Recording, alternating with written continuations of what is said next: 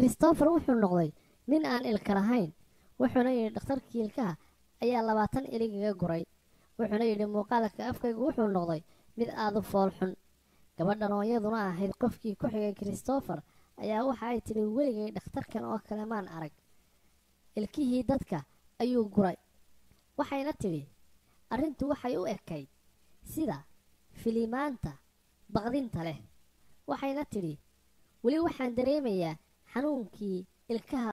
Dhakhtarkani waxa kaloo ilkaha ka guray dad badan oo iyaguna warbaahinta la soo xidhiidhay. Duqdan ayaa iyaduna sheegtay in ilkaheeda qaybta hoose badankoodii laga guray. Waxayna tidhi ka waran haddii ilkahaaga la wada guro maxaad dareemi lahayd?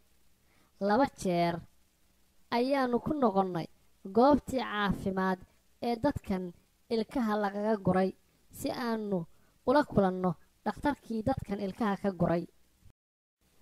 Shaqaalaha goobta caafimaad ayaanu ka codsannay inay noogu yeedhaan dhakhtarkii dadkan ilkaha ka guray si aanu wax uga weydiinno sababta uu 32 ilig uga guray dadkii doonayay in ilkaha loo daweeyo.